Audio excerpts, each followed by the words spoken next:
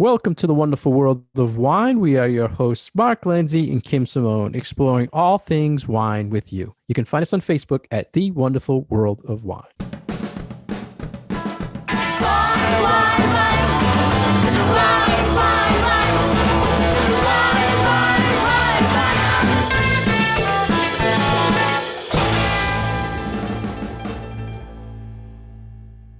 Hello again, everybody, and thank you for joining us today on The Wonderful World of Wine. We are Kim and Mark. How are you today, Kim? I'm very well, thanks. How are you doing, Mark? Everything's great, Kim. Thank Good. you.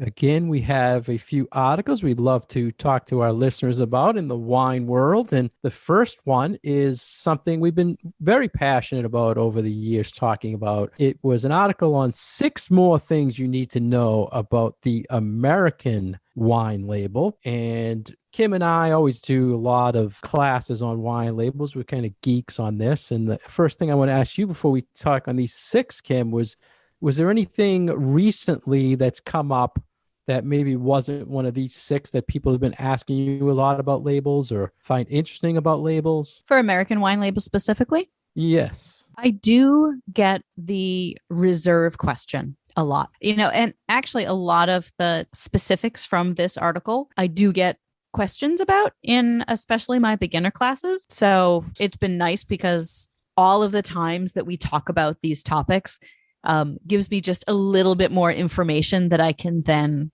give to my students, or that I can, then relate to the people who ask me those questions. So these 5 or 6 that we have in this article today are at least a couple of times in the last half a year. I've gotten questions about all of them, I would say. Well, let's talk first because reserve was one of the things on the label that they talked about in this article. Mm-hmm. So let's start with that one. In America, if you see reserve on a U.S. label, it has no regulation, Kim. So what does that mean for our listeners if they see that on an American wine label? So when you see that on an American wine label, that is just pure marketing. Whoever created that label or came up with the idea of, hey, we should put reserve on this label, is completely playing off of the idea that you've seen that term on a good bottle of Chianti, or you've seen that word on a good bottle of older Rioja, or there's something in your memory that is sparking this idea that, oh, reserve equals better quality. So therefore, they're going to be using that on an American wine label to try to get you to buy that wine because you think that there must be something more special about that wine. Now, that's not to say that every single winemaker is using it for that purpose.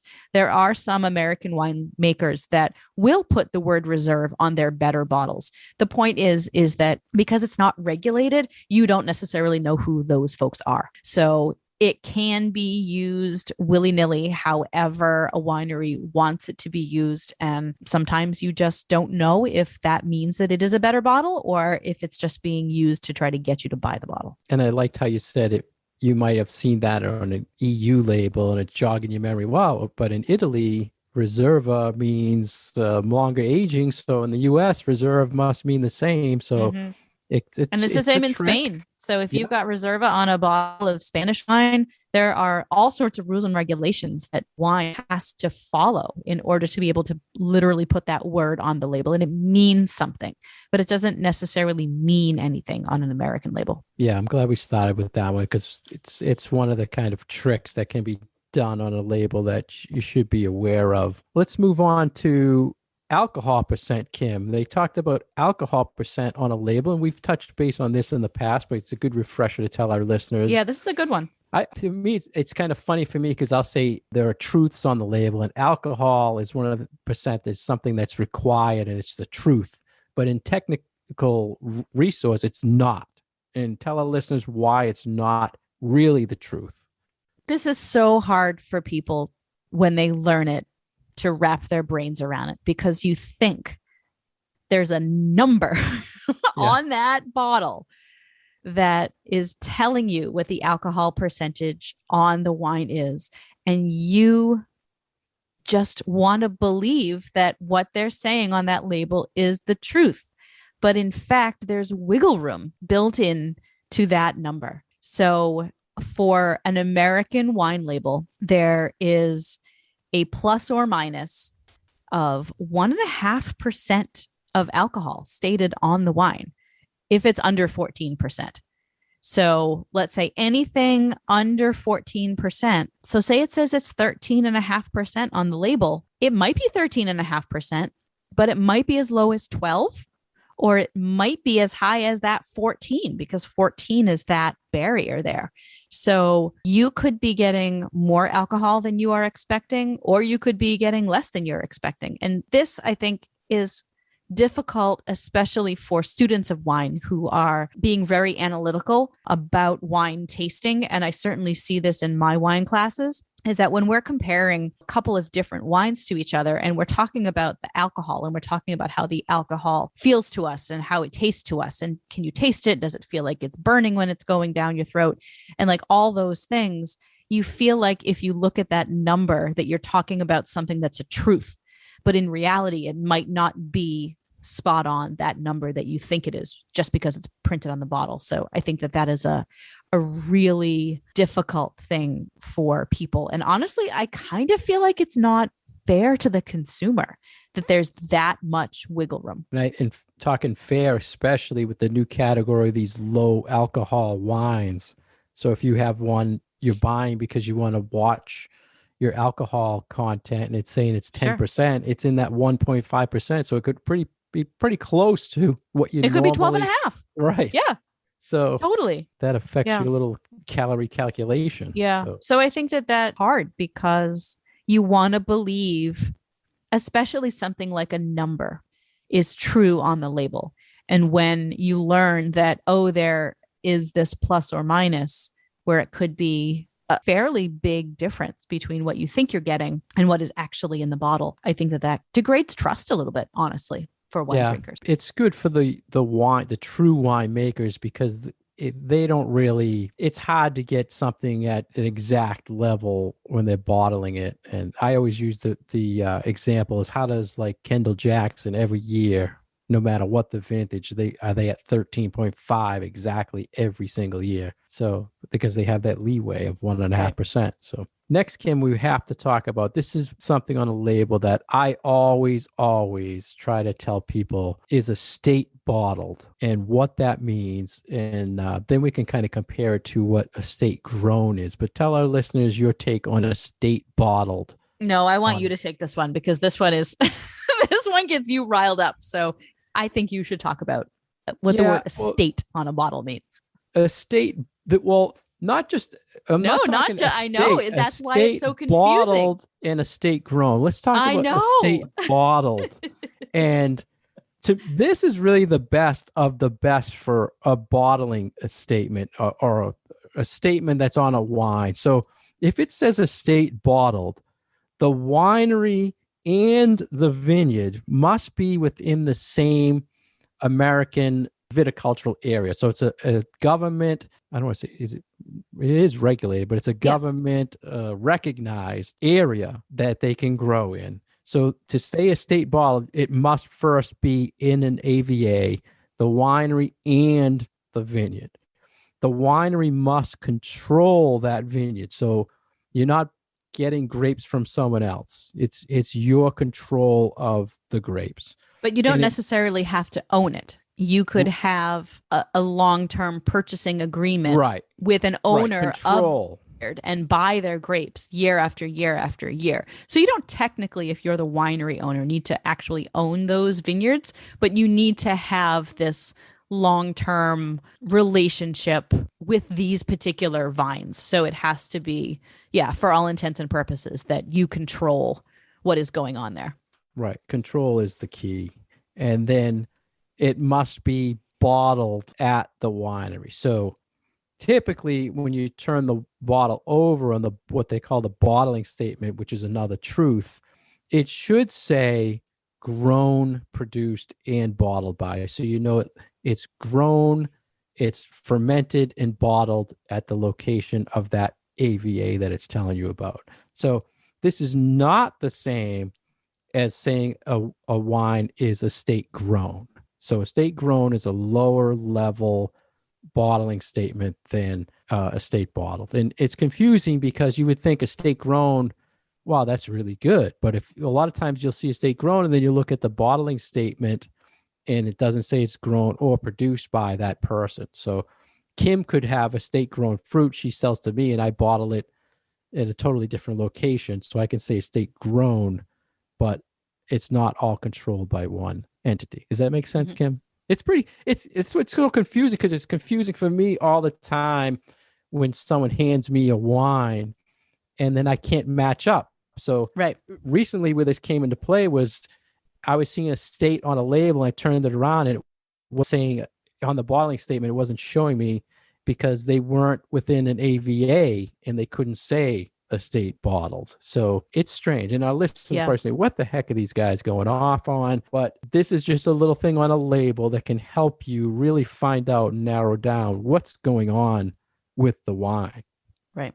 So the word estate grown or estate bottled are one, that is one of those things that actually is regulated by law on an American wine label. So the word estate can't be used as a marketing term on a label unless it's part of the name of the winery, correct? Estate by itself is unregulated. So, but estate bottled or estate grown. Estate grown has some sort of regulations to it. But the trick, like you said, Kim, what people are doing is they're tricking you and saying so-and-so estate wine in the brand name. In the brand so you're thinking, wow, name. And that's the trickiness. Brand name. And they can't regulate that. That's your brand name. If you want to call it Kim's Estate Wine, it's your brand. That's fine. But it has nothing to do with an estate. So, and I think people would be surprised. Go to a wine shop and look at the California section, and pick out how many wine names, how many producer names have the word estate in the name, or how many bottles have the word reserve on the label, like we were just talking about. Right. And I think that these are words that sort of wash over us a little bit because we see them all the time on wine labels and we just sort of expect them to be there because it's the status quo, right? Like there's so many of them, especially on California labels, that we don't step back and think, oh, well, what does that actually mean on the label? So just remember, estate bottled, best of the best. Compare that to estate grown. Like I was saying, it still must be in an AVA if it says estate grown, but it's not grown or produced by the winery. So maybe that matters to you, maybe we don't. Kim and I always go back and forth on this. Do you care about all that little stuff, or you just like the wine? So right. And I care a little bit less about where it's bottled because I feel like the bottling is just the mechanical way that we get the juice in the bottle. So what matters is the grapes.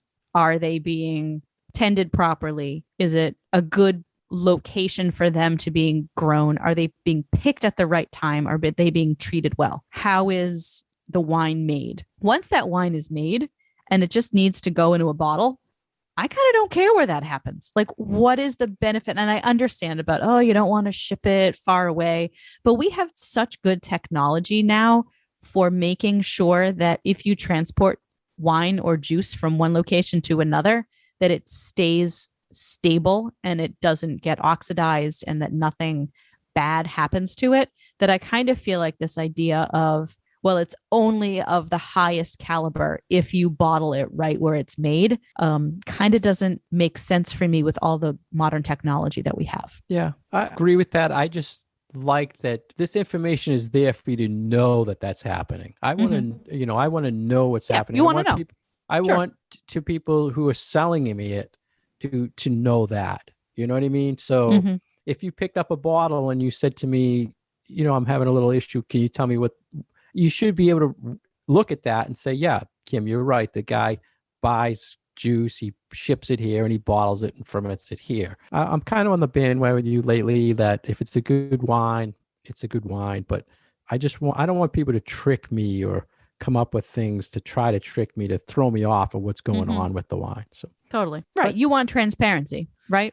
And I think that as we've spoken about over the last few years, honestly, and I feel like we see this more and more, this idea of people want more transparency in what they eat in their consumer products. And, hopefully eventually we'll start seeing it with wine. But I mean, for all intents and purposes, wine it's not a niche product for us, but it's a niche product for a lot of the population. But I think if we're starting to see that people want to know what is in all of these things that they are using, that it will become a part of what people are thinking about what's in their wine. So I think that this is important information to have be available and be transparent so that when consumers are asking the questions, we have the answers right there.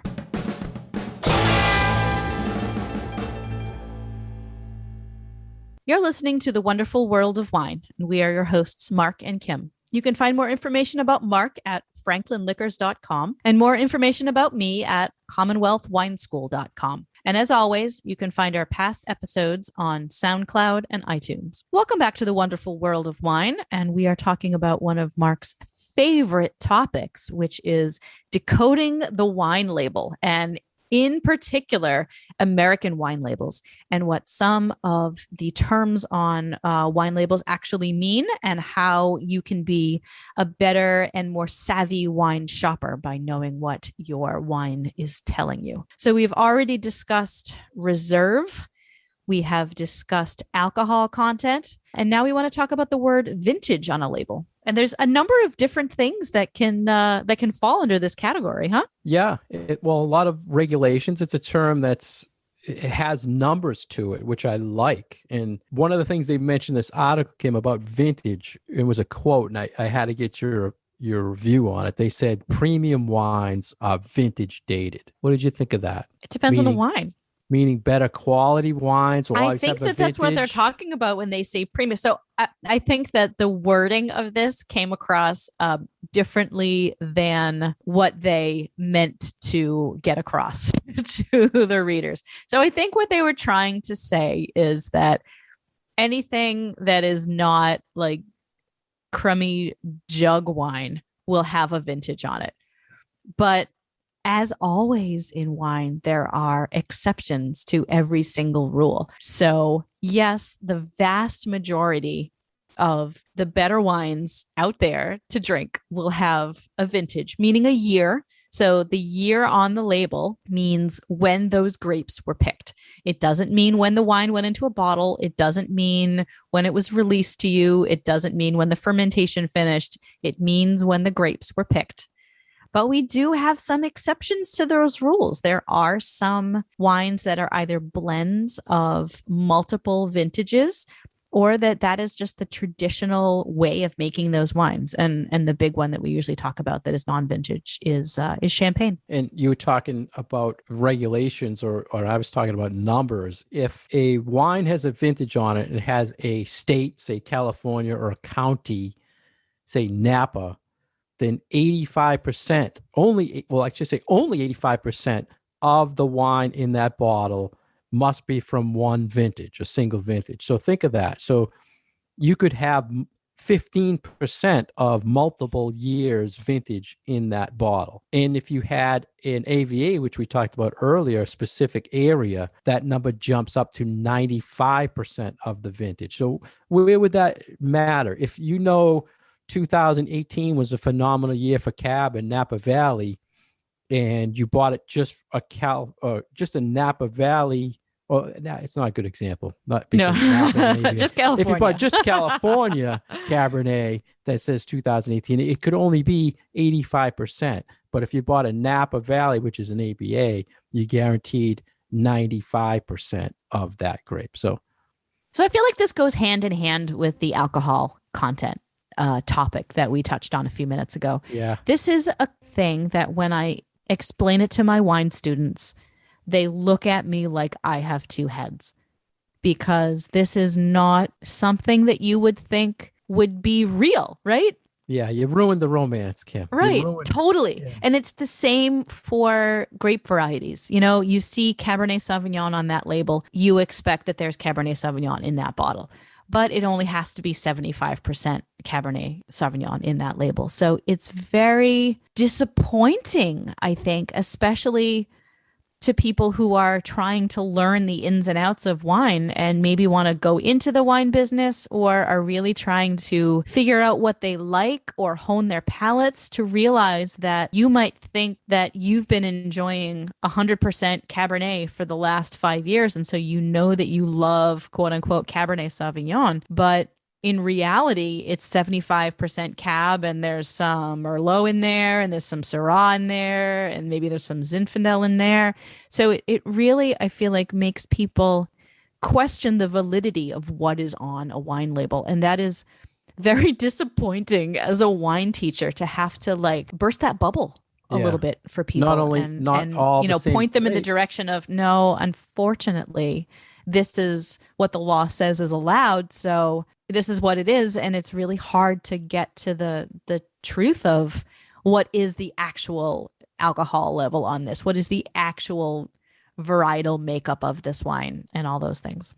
Yeah, you're not getting all the grape you thought, or you're not getting from the area you thought, because it's a or even blend the of vintage something. that you thought. And I Vintage, think that correct. that's one that's like blow your mind kind of thing. The thing I thought that I really never realized, if you see no vintage on a label, which is very common in a lot of big brands now, if it just says USA, or more commonly America, a vintage is not allowed.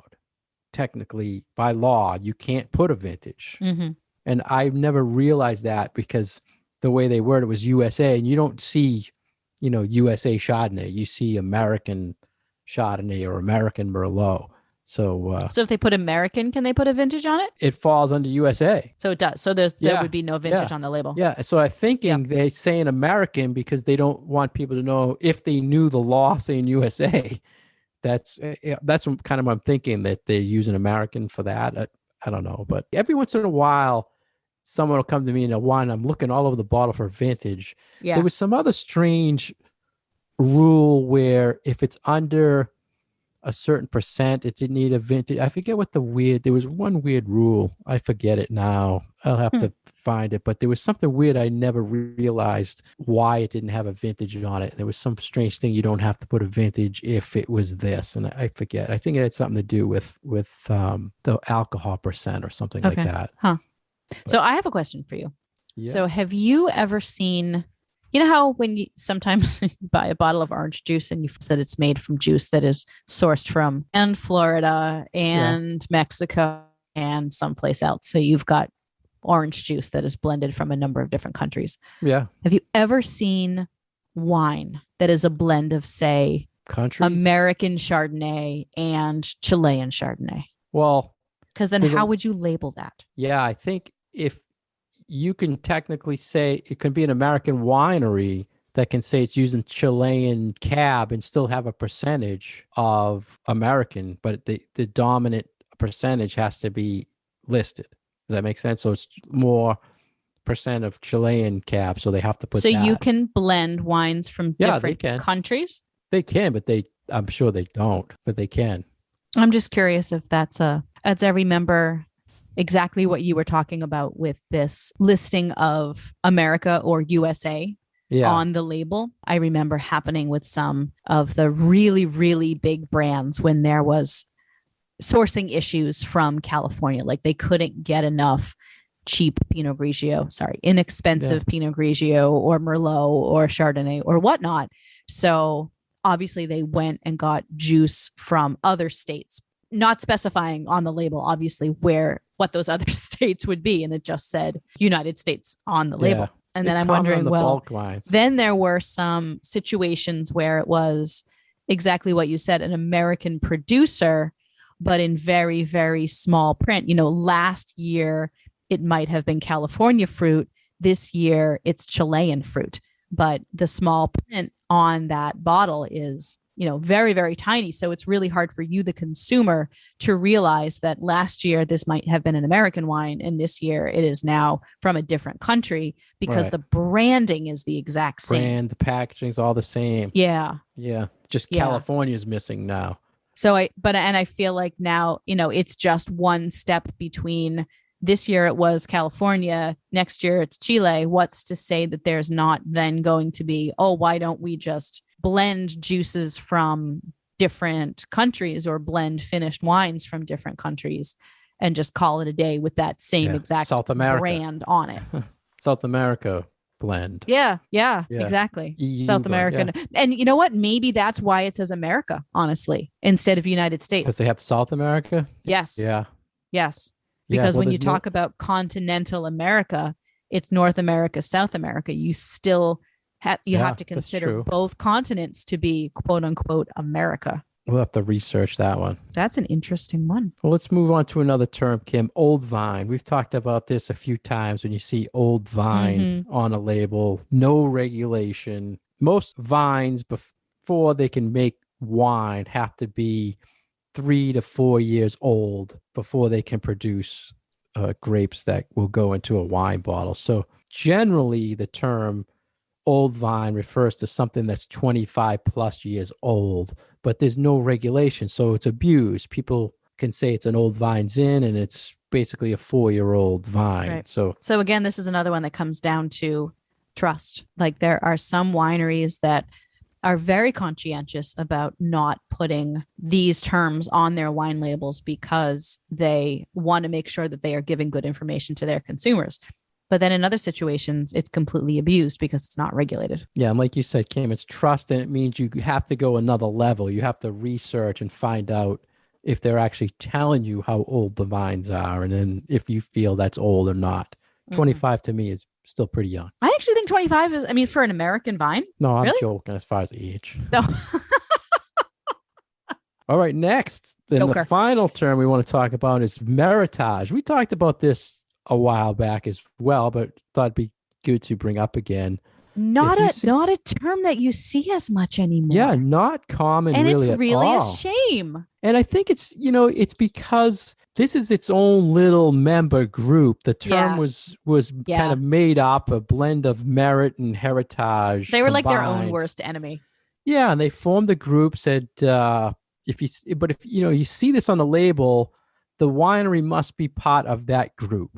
And they must be red or white Bordeaux varietals that are blended. And the varietal one grape cannot be more than 90% of the blend. So there are rules to it of what that means if you see meritage. And right. So like on the surface, it makes sense. We're like, okay, if you are a winery that is making this type of a blend, you got to follow this rule and this rule and this rule, and then you can put this word on your label. I think the problem is that it's this like membership thing. It's like a club. Right. And you got to pay a fee. So, it's kind of like going organic, right? Like some wineries go through the entire process and it's long and it's convoluted and it costs money to get certified to be organic. And then they get that stamp on their label. And others are like, I don't want to go through the hassle of doing all of these things. We're still going to follow the protocols of being organic. Unfortunately, we can't call ourselves that, but we're still going to do all the things that we would ordinarily do if we were an organically certified vineyard. So it's sort of a shame because I think for a while, the term meritage really had some sway, and you would see a number of these wines on wine shelves and especially on restaurant lists, steakhouse lists. Like a meritage designation on a steakhouse list really made that wine be so much more appealing to people who were buying those wines instead of just saying Bordeaux blend or listing the grapes.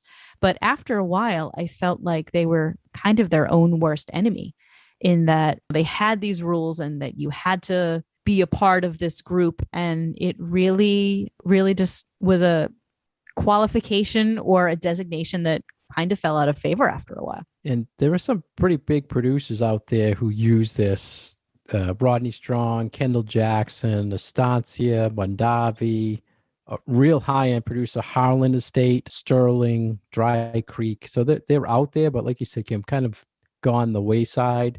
And a question I had on this, Kim, was I've noticed lately some wine saying heritage blend. And I'm wondering if they're kind of playing on the playing meritage off of the word. Yeah. Maybe. Because it's that's still clever on their part. I never found out if there was an official thing on that, but that's something to watch out for Yeah. as well. Very clever. And while we're talking the wine labels, Kim, I just had to tell you, I did attend a little webinar on wine labels. There are a couple of interesting things I want to tell you and our listeners about I got Ooh, from it. please. One of the things was they asked winemakers what they felt should be on a label that is not required.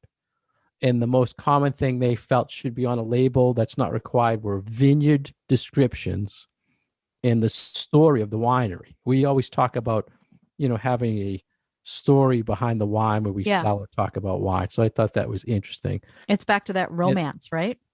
The right. romance of the wine. The vineyard thing is a little geeky, but it's all about the sense of place, which is getting back to the EU. So I kind of understand that. Why they're proud of their vineyards. So it makes sense.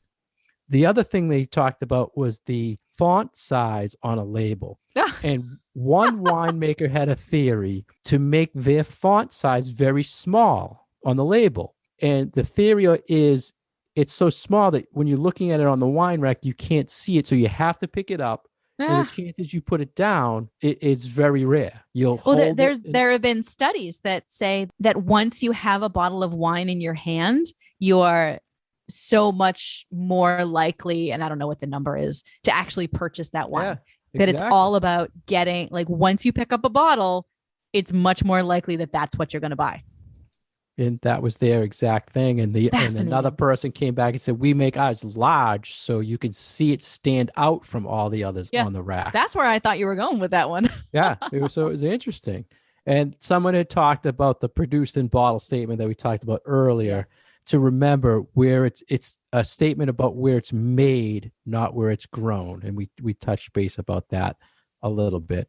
There was a lot of discussion also on the label space is limited because there's so much that the government requires them to put on there. It leaves them very little space to put what they want to put on there. And what should you use it for? Should you use it for marketing or should you use it for truths? And that gets back to ingredients and all that other stuff. There's really nothing left on the label after they have to do all the required things. So I thought that was interesting. And it's always this sort of push and pull between what does the producer want on the label and what is the consumer looking for on the label. And they're fighting, what do we do? How do we get it across? Because I feel like from a consumer perspective, information about the vineyard is probably the last thing that they want to read on a label. Honestly, the geeky stuff, because the majority of wine drinkers don't care. We care because we know how to translate that. So for people who have the knowledge, right? Because we spend all of our time looking at these things, and that's not to say that we're better wine drinkers or whatever than anybody else, but because we can translate that information into useful tidbits for the consumer. Yes, it means something to us, but if you don't know what all of those vineyard statements actually mean to the ultimate flavor of the wine, I just don't feel like that's useful information to the consumer. The winemakers also talked about ratings and medals on the labels. They felt that they have no value because you, the consumer, have not rated or tasted it. Yeah. So if someone else, we talk about this a lot. If someone tells you it's 100-point wine, it doesn't mean you'll like it. So I thought it was good that they kind of talked about that. Yeah. They also mentioned that the TTB rules, which we talked about in this show, they are to tell you what is in the wine. But in all honesty, it doesn't. Mm-hmm. Right. So that was kind of a interesting little topic. And that's a harsh reality, right? Right. I mean, there are rules in place, but they don't really go to the extent that they probably should. And the last thing they talked about, Kim, was our old buddy, the QR codes. And they feel the future of the label will be, because of limited space, putting a QR code that they can then tell you what they really want to tell you, the geeky stuff. We're back to that again, the history. Huh?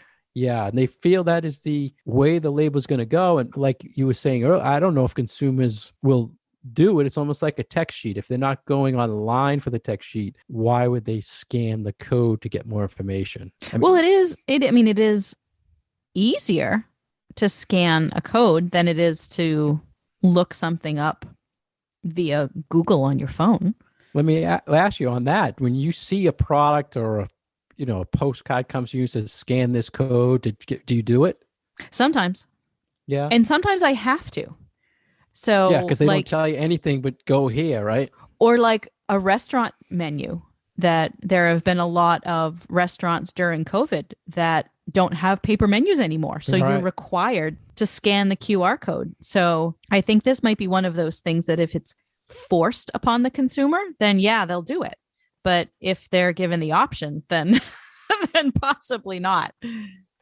Well, it's one more thing that's coming, that people have the option, just like you have the option to research all the things you want to on the wine, that we try to tell people to do more research. But yeah, we could talk forever on wine labels. We pretty much have in this show. Talked a lot. So I one hope of our listeners got favorite topics, right? That's right. Geeky, but very informative, I feel, if you learn a few little tricks on the label.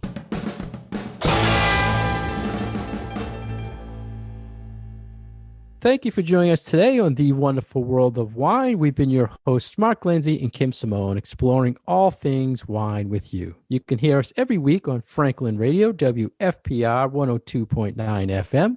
You can find our past episodes on SoundCloud and iTunes, and you can find us on Facebook at The Wonderful World of Wine. Cheers. Wine.